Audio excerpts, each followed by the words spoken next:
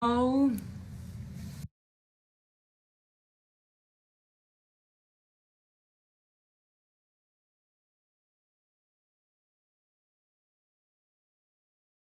with Amelia Bande, the amazing Amelia. So I'm waiting for 1 minute for Amelia to join.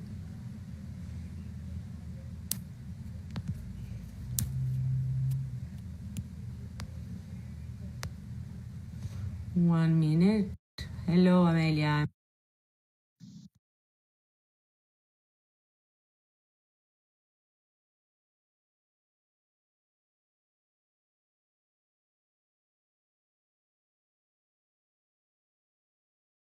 So we're having Amelia join us. Amelia is an amazing performance artist. Hola. Hello. Hola, ¿cómo estás? We're great. Muy bien. Hello. How are you doing? I'm great, and you? Yeah, I'm great. Thank you so much for joining us today. And I'm so happy to have you here. I feel like we've been trying to do something together for a long time, and this is the first humble attempt. We'll have more soon in person, hopefully. Yes. We're doing what we can in these circumstances. Yeah. Yes. Do you want to tell people watching us where you are right now and tell a little bit about your circumstances? Yes, absolutely. Yes. So, well, I'm Amelia. I'm from Chile. I've been living in Brooklyn for over 7 years until coronavirus happened. I spent between December and March in Santiago. I spent some time there in Chile, trying to get a sense of what the situation was there, but plus also obviously visiting my family and friends. And then I went to Los Angeles for a little bit, and coronavirus happened, and I decided I could not go back to New York at that moment. I should also share that I have some health situation that makes me high risk for this crisis, which I think is kind of interesting and important to give in this context. And so right now I came to this adobe house in rural New Mexico, in the middle of nowhere. I'm a mile away from Georgia O'Keeffe's Ghost Ranch, and my plan is to stay for 3 months, and then who knows where will I go? But this is where I am. That's amazing. That's amazing. I'm so glad that you're safe and that you had the opportunity to be in such an interesting place with probably such a wonderful energy for you, as an artist. Yeah. Yes, but yes, I think it's important to talk about our vulnerabilities and our risk right now. I mean, many of us are still in New York, but it's a very dire circumstances, and I think it's important to remember, as we get used to the quarantine and get used to this idea of being like at home and we want to go out and the summer starts, to be reminded that this is not just about us, but about people who are in a weaker, in a more, fragile health circumstance. But now, so Amelia was kind enough to join our series, and she proposed to talk about projects from the last 2 years. I'm very happy to share some images and videos. And Amelia is going to be telling us about, I think it's super interesting that she was also recently in Chile, even though the coronavirus kind of like took over the news. As some people might know, and in case anybody watching us doesn't know, Chile has been going through one of the most interesting and revolutionary transformations, social, economical, and political transformations of the last decade, I would say. Since, last year, I mean, the second half of last year has been really volatile there, and through mass mobilization and almost like a paradigm shift. It seems like the Chilean people are asking for a better distribution of wealth in the country after decades of, I don't know, you can say more about it and we can talk about it through the images, but I think it's important to let people know about this, because it's such an important part of what people in Chile and South America are going through. Mm-hmm. I think that it's important, Aimé, what you were saying before in terms of like sharing our vulnerabilities and how, you know, I have my own personal weaknesses and things I have to take care of. I think it's important also in the context of the visual arts to acknowledge what other structures around us are suffering, economical, job security, health insurance, access to basic things like food and housing.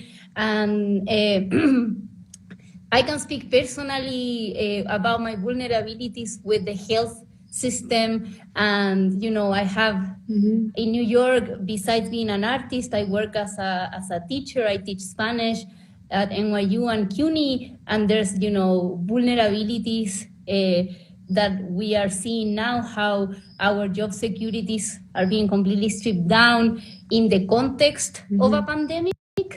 So this is also one of the why I'm not going back to New York, because I don't have work anymore in New York.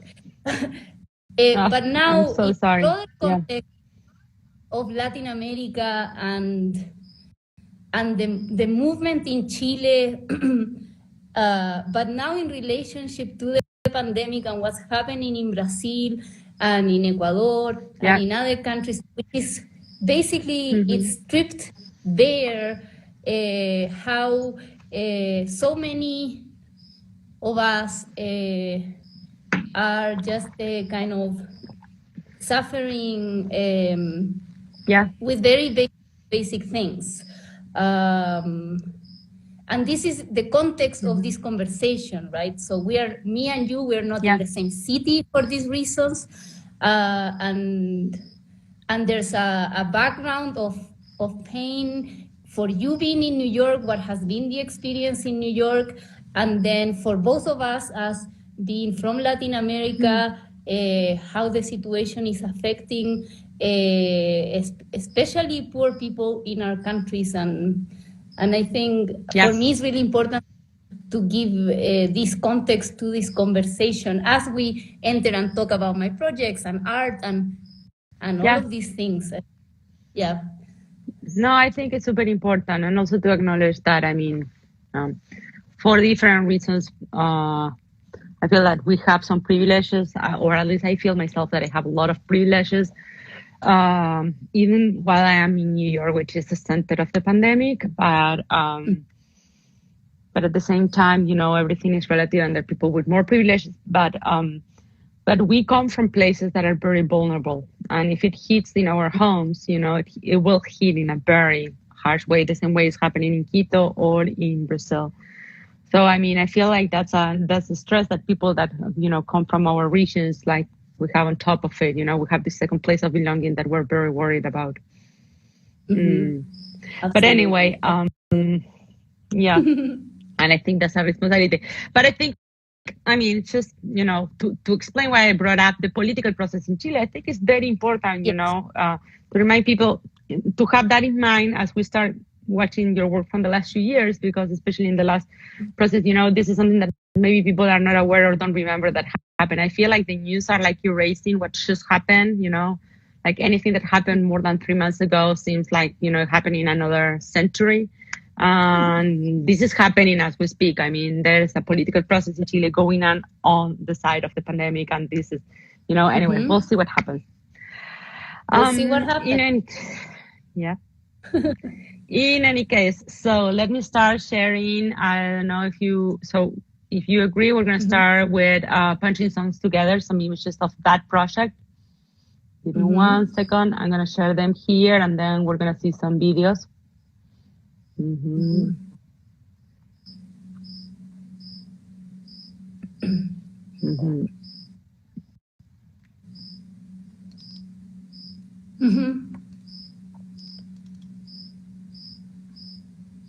Here we go. Perfect. Yeah, so this project, you see me there in the background, but there's 4 other people there.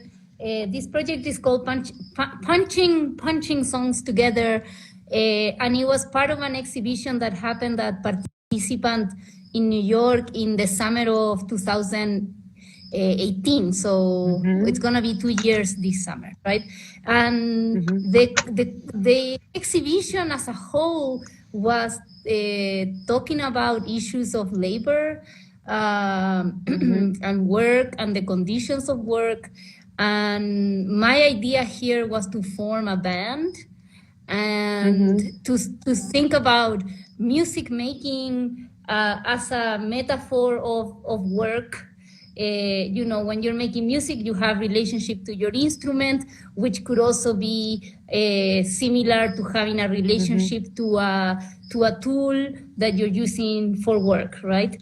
And as you relate to your object, the instrument, you're also producing, making something together. And so my idea here was to invite these friends, each of them with their own history and art practice that seemed relevant to the project.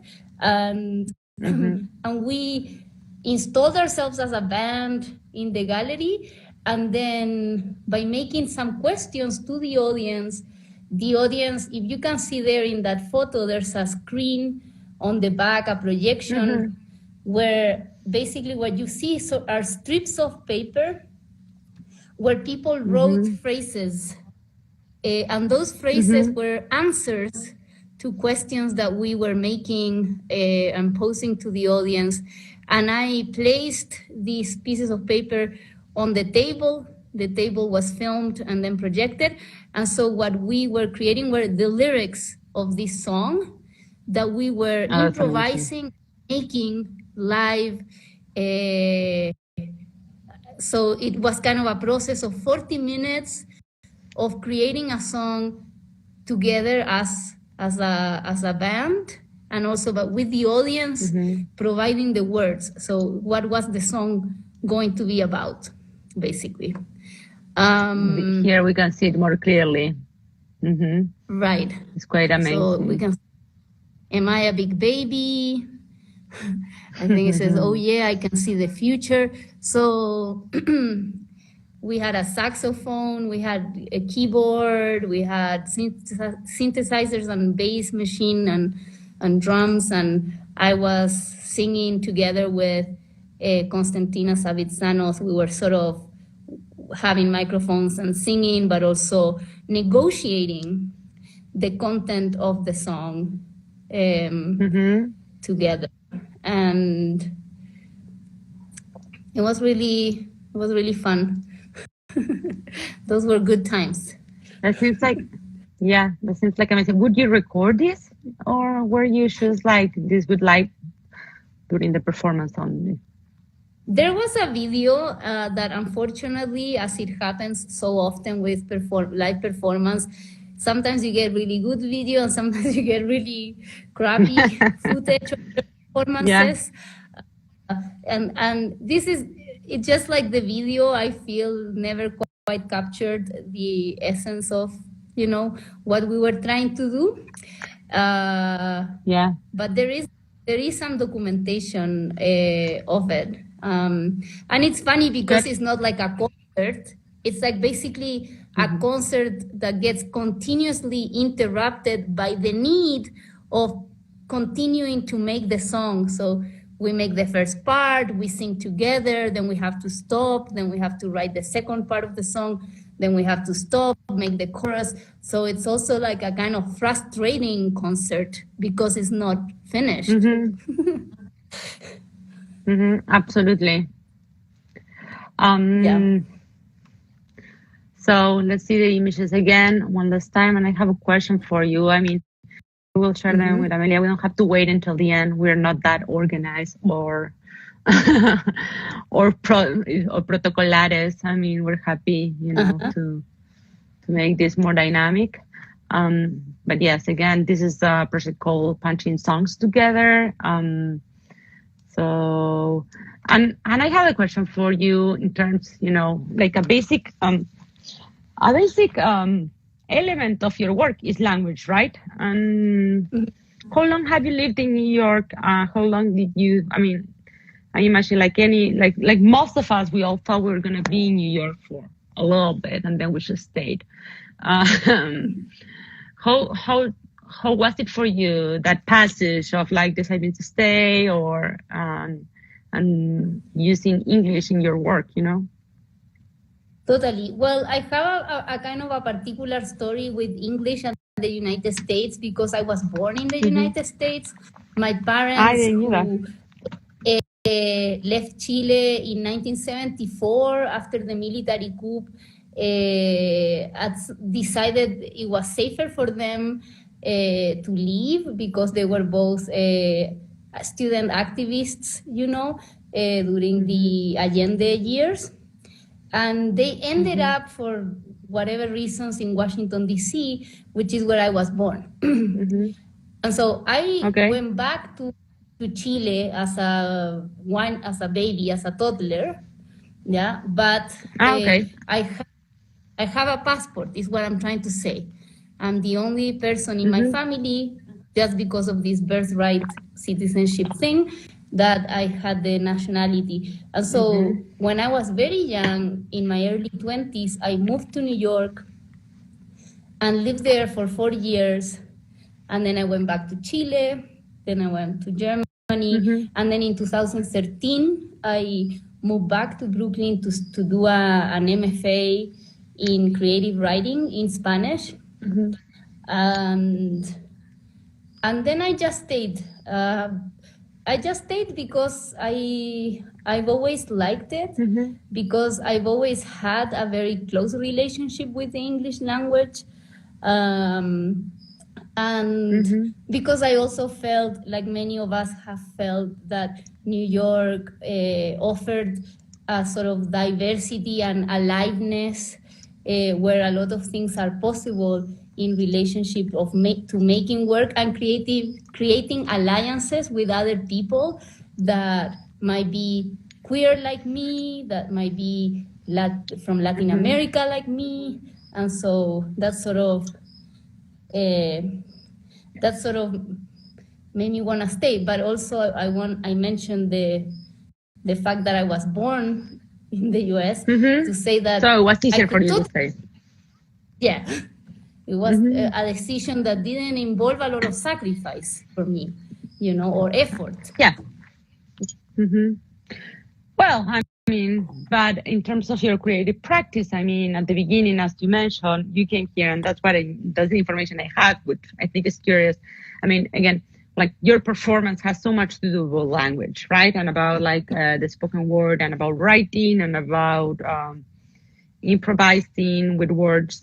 The question is, to which degree, you know, I know that you came to do an MFA in creative writing in Spanish, right? So how was the transition to start doing work in English, or were you doing work in English at the time also, or, you know, the bilingual aspect of, or this transformation of doing? Absolutely. My background was in theater. So in Chile, I worked as a playwright, and I always kind of saw myself as the writer behind a creation that then was going to be staged, but I was just the writer, you know. And then at some point, theater became like a format for me that required too many resources. You know, you need the cast, the director, etc. And then I started writing, and they would invite me to read as a writer, like, you know, like a poetry reading. And I would do these readings, and somehow I think the audience started conceiving these readings as performances, because I think of the way I put a lot of attention into how to deliver a text, and also because I always try to incorporate music and songs and make this type of musical readings.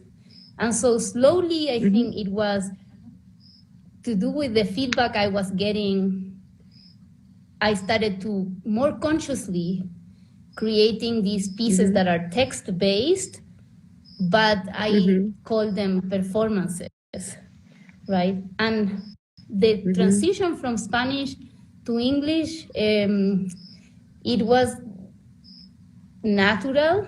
It had to do with the fact that I've been bilingual for a very long time.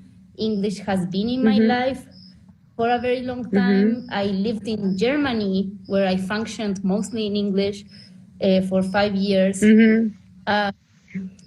And I've always been a sort of translator of my own work. And so if I'm presenting work in a context where most people are going to be Spanish speaking, I just create the piece for that. If it's more in the context of the New York wider art world or literary world, I do it in English. And I have all of my songs, most of them, I have them both in Spanish and English. A lot of the texts, I have them in Spanish and English. And sort of, I recycle a lot of the materials depending on the context and move around both languages. That's great. You know, artist Luis Kamnitzer, a Uruguayan conceptual artist from the 1970s, and a great educator, and I mean, a huge figure. And I mean, he recently in an interview book that he did, he said that being bilingual as an artist, it's if you use it well, it's like being able to swim and watch yourself swim at the same time, which allows you to learn to swim better. But he also makes the jokes that it's like right in the border of schizophrenia, because it's like being like doing something and watching yourself doing something, like if you were outside of yourself. And so he made a joke about, like, you know, the fine line in between the potential creativity of being bilingual and at the same time. Anyway, something like that, but it was very funny. Anyway, I don't want to take away too much time. There's one more project I want to show. I don't know if you want to present a little bit about it and then we can see the video. Hold on. This is not the best way to see this image because it will block it. Yeah. Well, this is a performance I did last year at EFA Project Space, also as part of a bigger show called Curriculum, a process of learning and unlearning. So the photo is very simple. It's just me standing on a chair and my friend Hannah is holding my arm. And there's nothing spectacular in terms of the staging of this performance. It's just me in the gallery space. But what I wanted to do here is basically to acknowledge that I'm there talking, but the audience was mostly composed by friends or friends of friends. So I was talking directly to the audience as if we are one thing. And then during this performance, I had a couple of my friends sort of interrupt the performance. And we had some moments in which we had dialogues with each other and conflict with each other, or sang songs together. So let's see a little bit of the video. I can put the video up.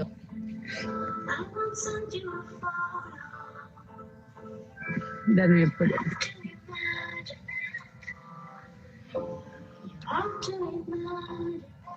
What are we?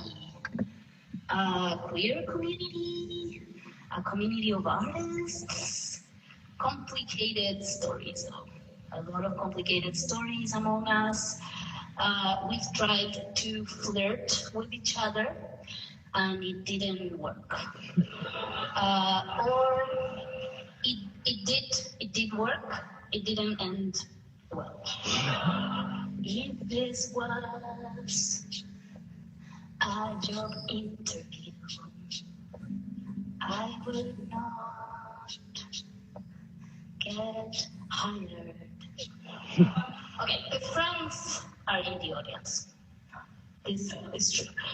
But are they friends or are they not friends? Will they say hi? Should I say hi? Okay, so if I stay here, and you don't come. Oops, sorry. Hi, will that be what? Sorry. Because I don't want. No problem. I don't want your no hi to mean anything that I'll have to deal with later when I'm alone. So I will say hi. I will say hi. It will be okay. I will say hi, and it will all be good. And we say, wow, that was great. We say, I also have a performance coming up. I'm upset because I wrote this thing, and it's like about people showing up for each other. You know? And it's like, I feel everything is falling apart a little bit. Yeah, and my friends close to each other. Yeah, so here, you know, you can see. I can leave it in. Yeah. Your friend. My friend Hannah came, and this is Jordan. And you sing together. Yeah. We love singing together. So here I was, you know, really reflecting on the affect of friendship, creative practice itself, you know, to try to make it obvious that for me at least, this is why I make, you know, to sense and to be able to feel a closeness and a togetherness to the people with whom I have a particular affinity with. And this has been since always. This is why my being an artist is not an abstract thing or an ambition, an aesthetic ambition. It's more a process of closeness to people with whom I have affinity and with whom I want to do things together. And so why it's important for me to bring in Jordan at the end and sing this kind of Ariana Grande karaoke song is because this is what we do when we're hanging out in my house. And so I'm like, why I want that to also be the work, basically. And this is what that performance was about, is acknowledging that the audience are mostly composed of my friends who go see me. Yeah. and also, I think that's very interesting also. Yeah. And I feel that's super interesting because it's also acknowledging something that happens in the art world for sure. I mean, the art world it's a series of bubbles that, you know, or rings, you know, like diagrams that touch on each other, but at the same time they're very small. This idea of community and cultural community, and I wonder to which degree I was super, you know, it was super striking just a minute ago to see in your video how you and your friend hug, you know, something as basic as hugging each other. To which degree that will be able to keep happening with this pandemic, right? And how are we going to reconfigure this idea of like belonging and like creativity in these communities, right? It's a very important question. Like, I remember, this is very basic, and I think everyone has gone through moments like this, but I remember going through a very difficult moment after like a breakup, and I wasn't even able to go out and socialize. And I remember in a period of 6 months, the only thing I could kind of handle was friends coming over to my house, and we would lie on my bed and just kind of hold hands and talk, you know, that type of closeness that is also not based in so much communication and words. And so, yeah, we are in a challenging moment of how to support and care for each other and keep each other, you know, safe when the physical closeness is not possible. I don't know. Absolutely. And talking about communities, that might be a good jump to the next project in Fire Island, which is very interesting. I don't know if you want to tell people a little bit about it. I will show the images as you talk, and I can like scroll through the 4 photos that you share with us, and then put the video on the background without sound so people can see it. But you can tell the experience. I mean, this functioning of the art world and communities. I think it's, this project is very apropos of that. So this project, and you're gonna, I think, pull the photos now, happened last year in August in Fire Island. As part of the, I was one of the people that went to the Fire Island Artists Residency, and one of the other residents, Rachel Higgins, built that raft that you see there, that's floating on the bay there in Fire Island. And our residency also, I don't want to go into so much detail, but we went through kind of a very difficult residency where we had a lot of conflict with the direction, with the people sort of running the residency, and it kind of at some point wasn't even sure if we were going to finish the whole month, etc.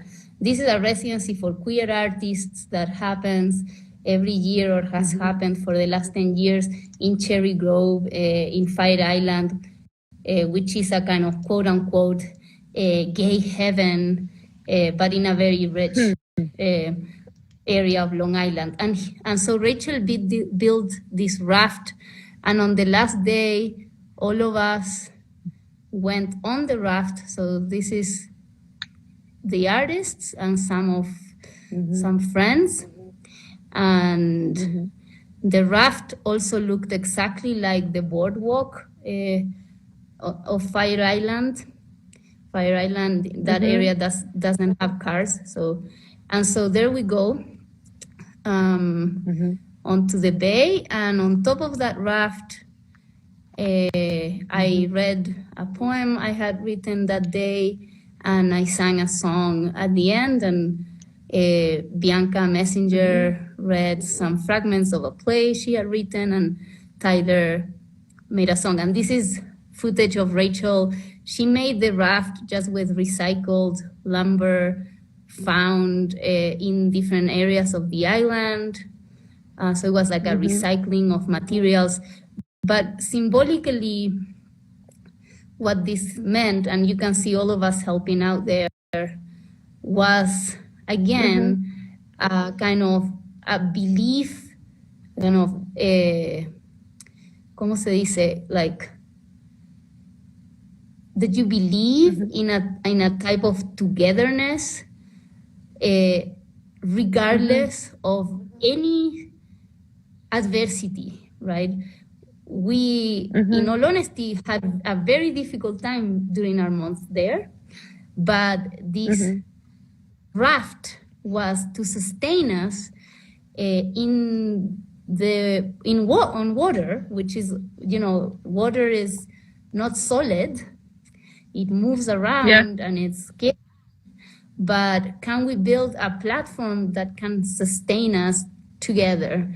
And can we do something on top of that platform? So I think that Rachel's raft was so powerful and symbolic in that sense. And it really resonates now also. Absolutely. And it also resonates with what happened in Chile in October. Can we sustain each other, through adversity? And, it's like 10 people on top of a really small raft. And so can we still do something with very little? And so there you can see me, I'm reading the poem. That's beautiful. Yeah. That's beautiful. And it's amazing. And then we left the others. Yeah, sorry. Ask me, no, just say. No. I was going to ask you about if other people performed there and what else you did. I mean, So it was, I read the poem and sang a song, and Bianca Messenger, who's a poet, she read fragments of a play that she was writing during the residency. And Tyler Matthew Oyer sang a song. And then the other artists that were more visual artists or be mentioned, I don't know, like, you know, Amaryllis showed some drawings, but that we did in one of the houses. So we had like a showing of our different works, and some of us did it on the raft, and some of us did it like in the house. Yeah, that is really amazing. Okay, so let's go again. I don't know if anybody has any questions. Please feel free to share them here. But I do want to make sure that we still have some time, but I definitely want to make sure that we have enough time to show your most recent projects, which is we have photos about it, and that we also have time for your little surprise. So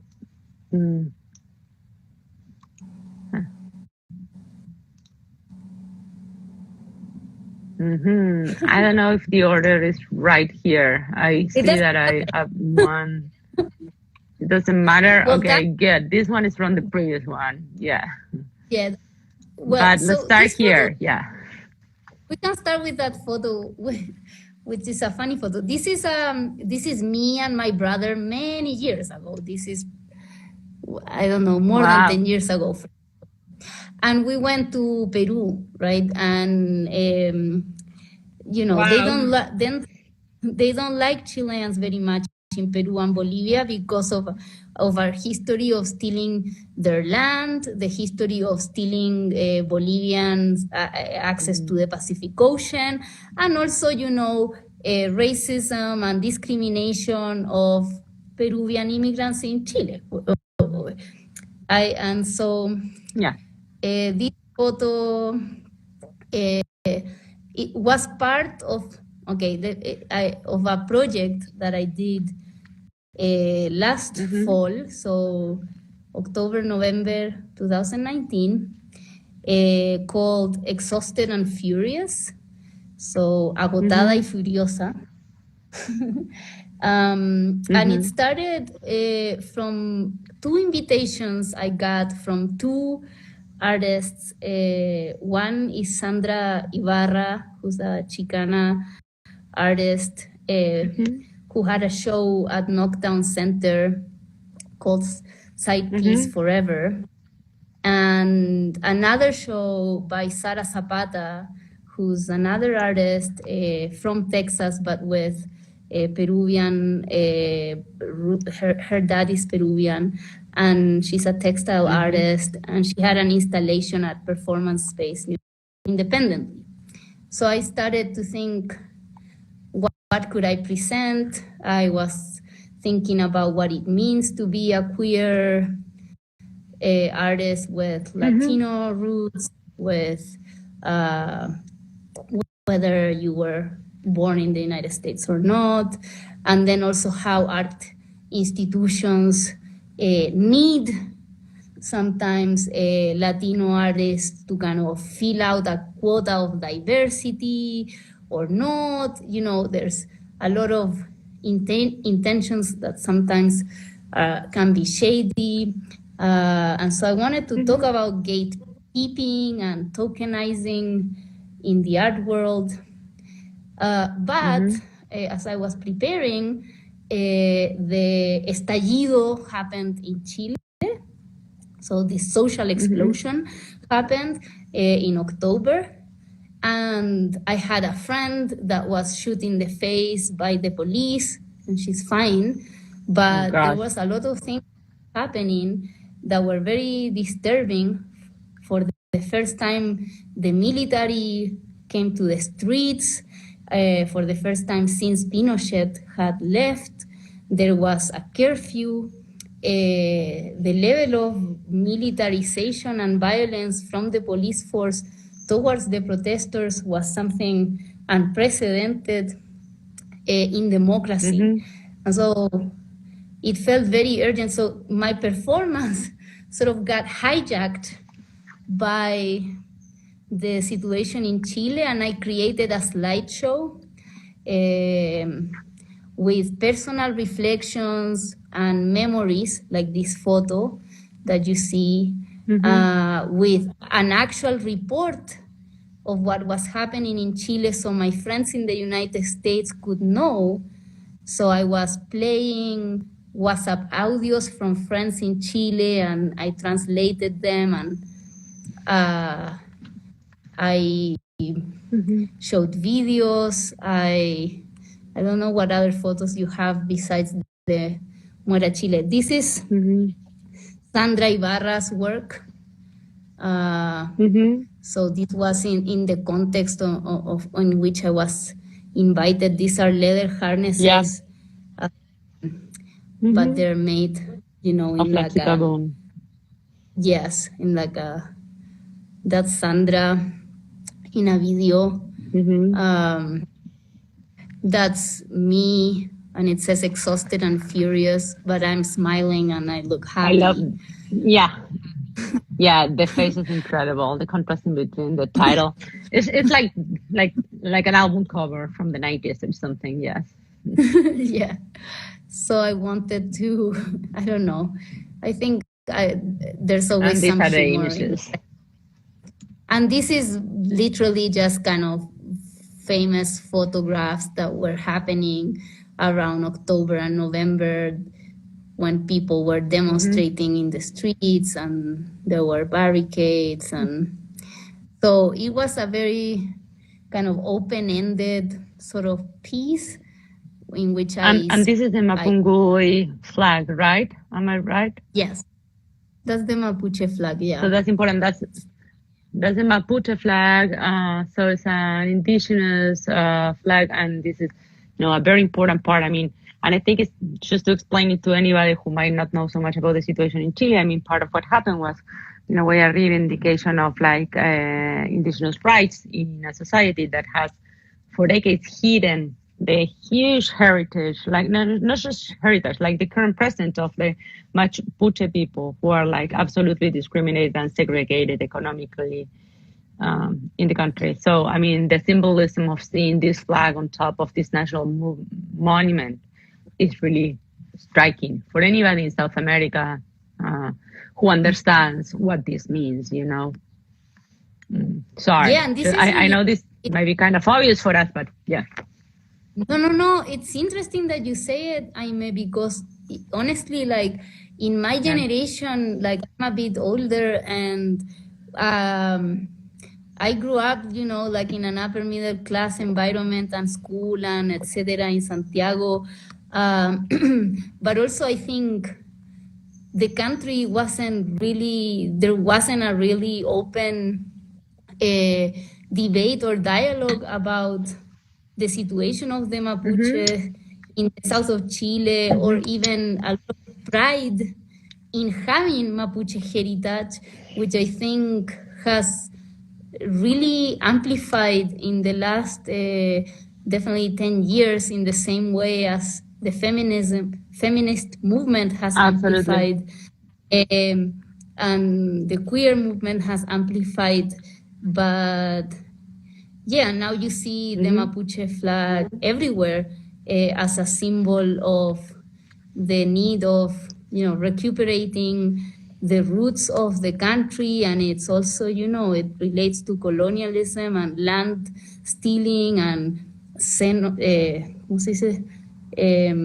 the killing of the Mapuche people and the incarceration. Assassination. I mean, the historic, but also now it's a conflict that is still so alive, and I think it was meant to be silenced. Basically what happened in Chile, the trauma of the dictatorship was so huge that the arrival of democracy offered a type of hope that was also a silencing of crisis that never ended, and I think what happened in October was people being it's been 30 years since democracy came back to Chile, and we actually have not seen the change that was promised to us by the political class. And this well, is I think that's photo. very important. I think, yeah. No, go ahead. Of the street, sorry. I want to make sure we get through the images because we don't have a lot of time. We do have 15 more minutes before we get cut off. But this is important also, you know, I think it's like the other side. I don't know if people can see. Do you want to explain this photo? Yeah, so this is how it all started. These are high school students evading the subway fare. And this is how it started, is with massive fare evasions for the subway system, which is very expensive in Chile.